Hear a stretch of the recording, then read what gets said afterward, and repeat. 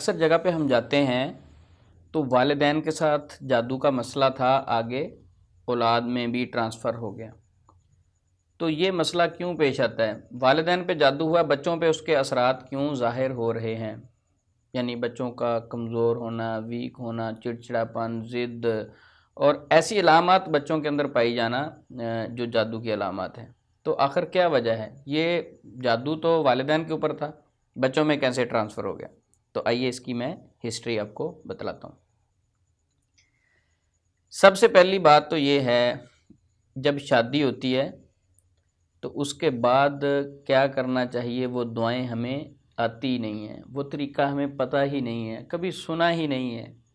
تو میں وہ طریقہ کار آپ کو بتلاتا ہوں۔ سب سے پہلے جب آپ کی شادی ہو تو آپ بیوی کی پیشانی پر اپنا دایاں ہاتھ رکھ کے یہ دعا پڑھیں۔ یہ نبی مکرم صلی اللہ علیہ وسلم کا فرمان عالی شان ہے، سنن نبی داود کی 2160 نمبر روایت ہے۔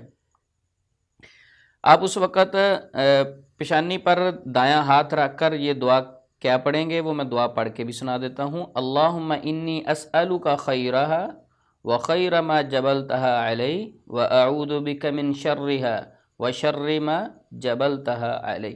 یہ دعا اس کی پیشانی پہ ہاتھ رکھ کے پڑھیں۔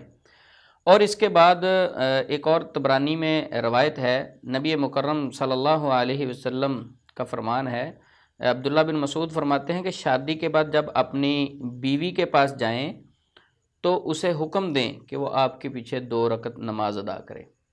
اب یہ بات بھی کسی کو نہیں پتا کہ 2 رکعت نماز ادا کرنی چاہیے۔ اب تیسری چیز جو اس سے بھی زیادہ خطرناک، یہ 2 چیزیں اگر عمل نہیں بھی ہوئے تو یہ تیسری دعا تو ہر مسلمان کو آنی چاہیے، اور ہر شادی شدہ بندے کے لیے تو فرض عین ہے، لازمی آنی چاہیے۔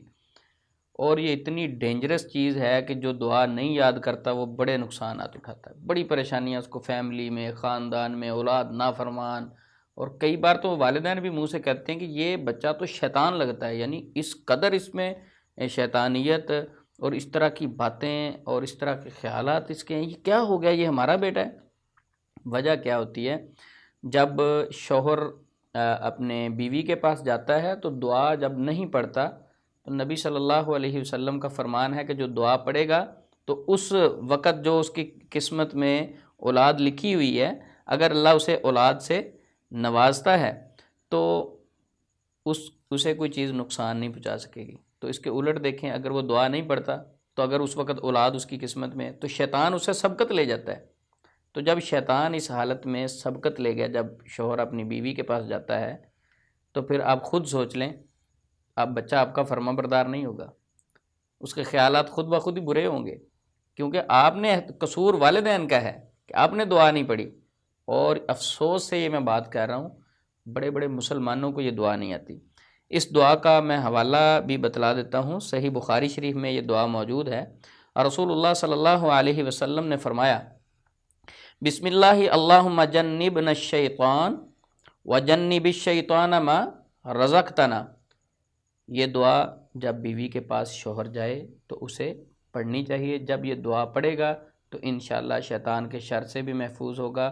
جو ذاتی طور پہ شوہر میں جنات کے یا جادو کے اثرات ہیں، یا بیوی میں جادو جنات کے اثرات ہیں، جب یہ بخاری شریف کی حدیث میں جو دعا موجود ہے پڑھے گا تو ان کے پاس ہی رہیں گے، انشاءاللہ اس کو بھی افاقہ ہوگا، اور اگلی نسل میں یہ جادو جنات ٹرانسفر نہیں ہوں گے۔ تو اس لیے جادو جنات اگلی نسل میں ٹرانسفر ہونے سے بچانے کے لیے اس دعا کو یاد کریں۔ چھوٹی سی دعا ہے، زیادہ سے زیادہ 6-7 الفاظ ہیں، تو اس کو یاد کریں اور اس بڑی پریشانی سے بچیں۔ السلام علیکم ورحمۃ اللہ وبرکاتہ۔